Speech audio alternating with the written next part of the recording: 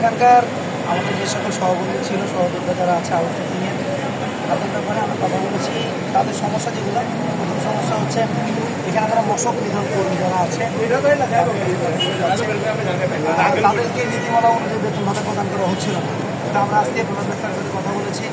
প্রধান স্যার আমাদেরকে আশ্বস্ত করেছে তাদের যে প্রাপ্য বেতন তারা যেন আগামী মাস থেকে সেগুলো পায়, এভাবে উনি পদক্ষেপ গ্রহণ করবে। এখানে মশক নিধন কর্মী যারা তাদের কাছে ঠিক আছে টাকা পয়সা কাইটা রাখত, প্রশাসক মধ্যে আমাদের কথা দিয়েছেন যে এই বিষয়গুলো আমাদের দিনে আর ঘটবে না। আমরা বাংলাদেশ আউটপুট পরিষদের পক্ষ থেকে সিনিয়র সভাপতি আমাদের আব্দুল রাজিক রাজু ভাই, আমাদের সাধারণ সম্পাদক মাইনুল ভাই, আমি এবং আমাদের সিটি কর্পোরেশনের কর্মরত আমাদের আউটপুট পরিষদের আমাদের সকলের প্রিয় এবং অত্যন্ত পরিশ্রমী আমাদের সম্পাদক, উনি কিন্তু এখানে উনিও ছিলেন। তো যাক আমরা সবাই মিলে আমরা গিয়েছিলাম মহোদয়ের কাছে। আমাদের প্রতিনিধি আপনার কী নাম? মনির ভাই ছিলেন, আর আমরা এখানে ছিলেন। তো যাই হোক স্যার আমাদেরকে আশ্বস্ত করেছেন এবং আমরা আরেকটা কথা বলেছি, এখানে 7 মাসের বেতন বাকি আছে, সেই বেতনগুলো উনি বলছে 2 সময়ের মধ্যে উনি যেন পায় কর্মচারী সেগুলো কোনো পদক্ষেপ গ্রহণ করবে। পাশাপাশি আমরা সবচেয়ে বড় যে আবেদনে জানিয়েছি যে এখানে ঠিকাদার মাঝখানে থাকার কারণে প্রবলেমগুলো হচ্ছে। ঠিকাদার ছাড়া যদি প্রতিষ্ঠানের মাধ্যমে উনি নিয়োগ প্রদান করেন তাহলে এই সমস্যাগুলো থাকবে না। উনি কিন্তু আমাদেরকে আশ্বস্ত করেছেন এবং নীতিমালার যে ধারাই বলা আছে আমরা ওটা দেখিয়ে দিয়েছি। উনি আমাদেরকে আশ্বস্ত করেছেন যে উনি চেষ্টা করবেন যেন ঠিকাদার নেতৃত্বে সরাসরি নিয়োগ প্রদান করা যায় এবং এটার ব্যাপারে উনি খুব দ্রুত সময় পদক্ষেপ গ্রহণ করেন।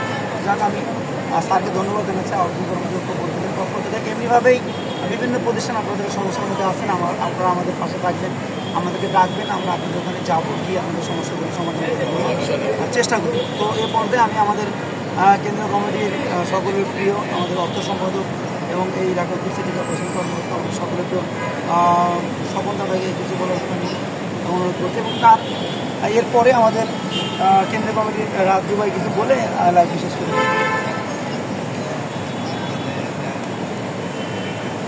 সবাইকে সংগ্রামী শুভেচ্ছা। প্রথমত আমি চিরকৃতজ্ঞ আমাদের বাংলাদেশ আউটসোর্সিং কর্মচারী ঐক্য পরিষদের কেন্দ্রীয় সভাপতি, সিনিয়র সহসভাপতি এবং যুগ্ম সাধারণ সম্পাদক আপনাদের প্রতি আমি কৃতজ্ঞ এবং অনেক আন্তরিক শুভেচ্ছা জানাচ্ছি। ওনারা আমাদের সমস্যার জন্য এই এসেছে, আমাদের সমস্যা নিয়ে প্রশাসনের সাথে কথা বলছেন, এই জন্য আমরা চিরকৃতজ্ঞ।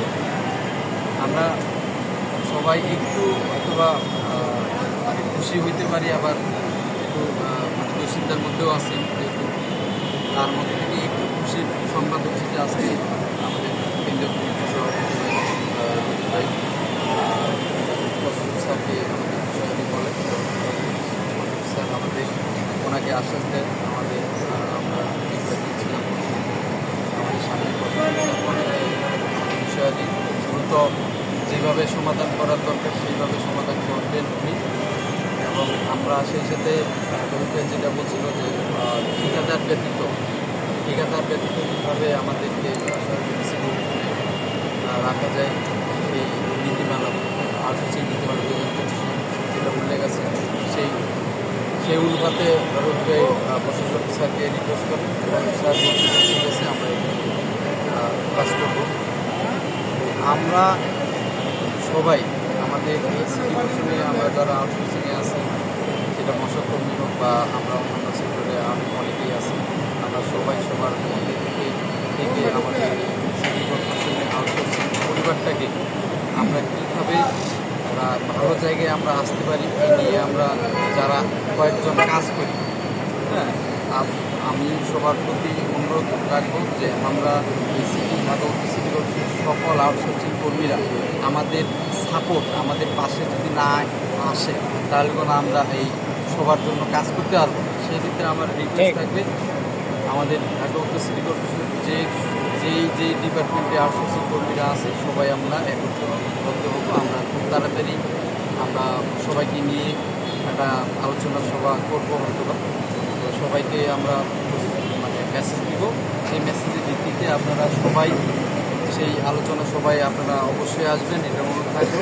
পাশাপাশি আপনি যে ডিপার্টমেন্টে চাকরি করেন আউটসোর্সিং ঢাকা উত্তর সিটি কর্পোরেশন, সেই ডিপার্টমেন্টে আপনাদের অবশ্যই একজন আছে যে সব কিছু বিষয় নিয়ে লিড দেয়, কথাবার্তা বলে।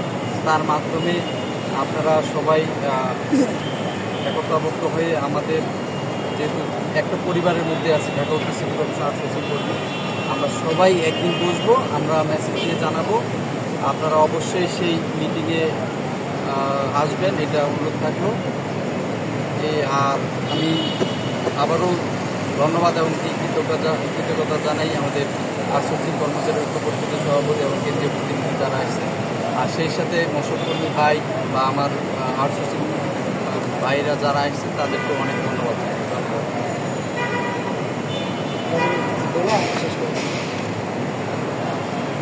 বিসমিল্লাহির রহমানির রহিম। আসলে আমি সর্বপ্রথমেই ধন্যবাদ দিচ্ছি আমাদের স্বপন দাদাকে, যে সাধারণ শ্রমিক বা তাদের ইসের জন্য যে আজকে একটা প্রোগ্রাম করছিল। আরেকটা বিশেষ করে ধন্যবাদ জানাচ্ছি হচ্ছিল আমাদের আসলে বাংলাদেশ আউটসোর্সিং কর্মচারী ঐক্য পরিষদের সভাপতি রফিক ভাই। আপনারা জানেন যে যে এত পরিশ্রমের মধ্যেও অলরেডি আমরা কিন্তু মানে সকালে একসাথে বাসার থেকে বাড়িয়েছি 9টার সময়। আপনারা দেখছেন যে ইতিপূর্বে আমরা শাহবাগ গিয়েছি, ডিসি মাসুদ স্যারের সাথে কথা বলছি পরবর্তী পরিকল্পনা বা আন্দোলন করার সে প্রক্রিয়া নিয়ে। ইতিমধ্যে আমরা সিটি কর্পোরেশন আসছি। আসলেও এসব জায়গা না আসলে বাস্তব কিছু জিনিস বোঝা যায় না। আমি এখানে এসে যে আসলে যে সমস্যাগুলো দেখলাম বা যেটা বসলাম সেটা এখানে আসলে প্রশাসক সাহেব আমাদেরকে মানে দীর্ঘ আধা ঘন্টার উপরে আমাদের সাথে অনেক কথাবার্তা বলছে এবং উনি খুব আন্তরিকতা, এখানে যে দীর্ঘদিনের বেতনের জটিলতা ছিল উনি বলছে যে অলরেডি সেই ফাইল মন্ত্রণালয় দিয়ে দিয়েছে এবং এখানে আমরা যেটা কথা বলতে বুঝতে পারছি যে এখানে টিকা দেওয়ার কিছু গাফিলতি আছে আমাদের সভাপতি সাহেব বলছে এবং উনি নিজে বলছে যে এই বিষয়টাও আমি দেখব।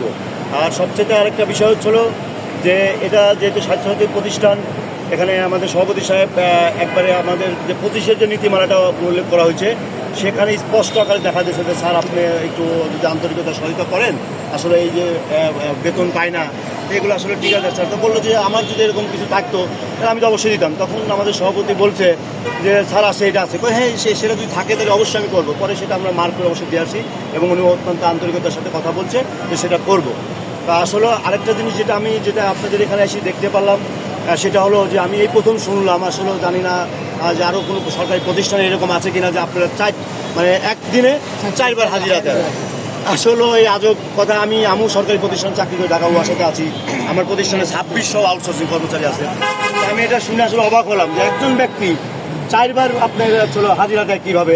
তারপরেও আপনাদের যে সমস্যাগুলোর কথা বললেন যে 4 বার ব্যাপার না, কাদের সাথে হয়তো নিতে পারে, কিন্তু আপনাদের হয়তো ঝড় বৃষ্টি বা যে কোনো কারণে শরীর অসুস্থতার কারণে যদি 5 মিনিট বা 10 মিনিট যদি হয় অ্যাবসেন্ট হয়, সেদিন নাকি আপনাদেরকে অ্যাবসেন্ট।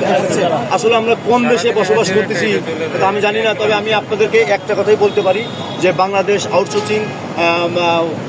আউটসোর্সিং কর্মচারী ঐক্য পরিষদ সর্বোচ্চ সারা বাংলাদেশের মেহনতি মানুষের জন্য আছে। আমি আপনাদেরকে একটা দিক নির্দেশনা বলি যে আপনারা একটা কমিটি গঠন করেন। সেটা হলো কমিটি বলতে আপনি আজকে যে আমরা 2টা প্রতিষ্ঠান যেমন করি যে ঐক্য বা কল্যাণ, আমি আপনাকে বলবো না যে ঐক্য বা কল্যাণে আসেন।